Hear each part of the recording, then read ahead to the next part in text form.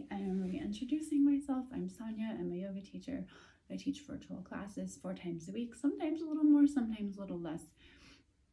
But I really enjoy teaching people how to slow down, how to have the tools to stretch on their own, how yoga can complement their life, whether they're super active, have an active job, have a job that has them sitting at a desk. I just want everyone to feel good and their body to feel mobile. That's kind of what I teach for. It's a slower paced class. But I also do run and swim and hike a lot on my own, and I like yoga to complement that as well. So today I just got back from a hike with a friend, sort of hilly, and I just wanted to show you a few stretches that I really enjoy after coming back from a hike to feel good, to feel a little more mobile. So starting on the ground, sitting cross-legged, sitting tall, let your spine and neck align and take your hands behind you. Open that chest, drop those shoulders. Just drop your head back, squeeze your shoulder blades together. Breathe. You don't have to tilt your head back super far if it's not comfortable for you. You can keep it a little more looking up at an angle, kind of like where the ceiling meets the floor is like what I would like to say. Holding this, breathing, protecting your neck. You can hold this as long as you want, but we're going to come out of it. We're going to walk those hands forward. We're going to gently fold forward. You've been upright, maybe you've been climbing. Just let that head drop. Maybe tuck your chin toward your chest a little bit. Let your glutes stay on the ground. Only fold as far forward as you are comfortable with. Do not force it. And again, you can hold this as long as you like, but let's walk those hands back.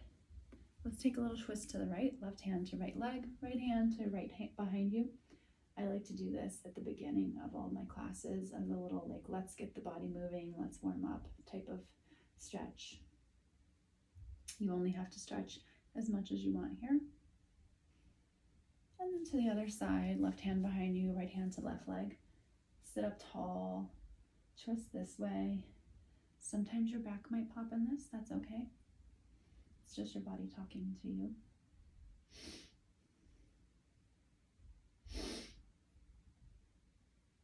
And then untwist. We're going to go ahead and come into a tabletop position to set up for the next round. So in your tabletop, just go ahead and give me some circles. And then reverse it. Just to get those hands a little, maybe they didn't get much use on that hike. But go ahead and take that left knee forward, or left leg forward, foot down. Your legs don't have to be at 90 degrees. Left foot is forward, right hand stays on the ground. Left arm opens up to the side for a revolved lunge. If you want a little extra, you can tuck your right toes, lift your right leg up, and stretch. If you need a little more space for this twist, you can walk your left foot out to the side. If your arm gets tired, you want a little more, take that left hand behind your lower back. Just give me a little bind, a little half bind. You can also use a prop under your hand if it's hurting your hand. You can use a block. And then go ahead and lower that right knee. Take your left hand down. We're going to do the other side. So right leg forward, right foot flat, left hand stays down. Come into that little twist, a little revolved high lunge. Again, you can be up on fingers, on fingertips, fingers, palm, or if you have a block, you can put that under your hand. So many options. Let the props help you. Don't think of them as a weakness. And then again, if you want a little extra, you can lift up that left knee, tucking your left toes, get that twist. You can rock on those toes a little bit. Go ahead and turn back toward the floor. We're going to do a pyramid pose or a variation of it. So let's start with that left foot again. Left toes forward, right foot behind you. Your hips are squared forward, so your back foot's kind of at like 1 o'clock or thereabouts.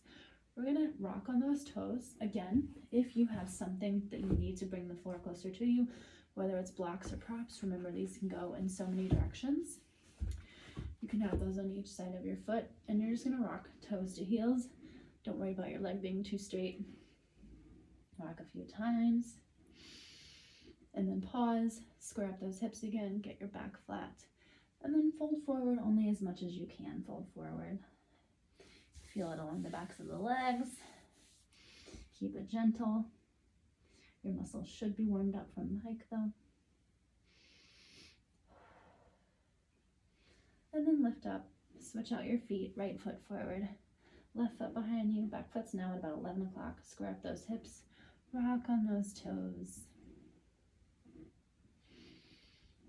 And pause, flat back, fold forward. Holding this, making sure you breathe.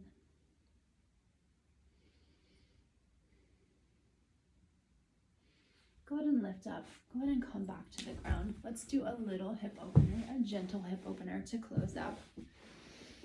You can sit this time with your feet together, like old school butterfly pose. Maybe you sat like this in recess or at like PE when you were in school. I am not very flexible with my hips, or they're not very open. So my feet, as you'll notice, are not very close to my body, and that's okay. It's okay wherever they are. You just want your feet touching. You want to grab onto whatever's comfortable for you. Sit up straight to start, and then grab onto whatever you want. And fold forward, round that back. You're kind of gently opening those hips by pushing forward with your body, or you can have those arms resting on top of your legs, and you can press on them and kind of lean forward. Up to you. Some hybrid of that. Just take that nice forward fold.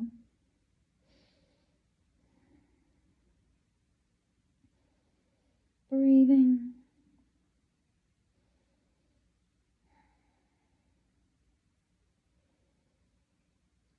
And then slowly roll up.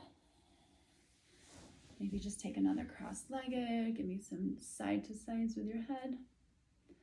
And there's some stretches I like to do after a hike, and I hope you enjoyed them.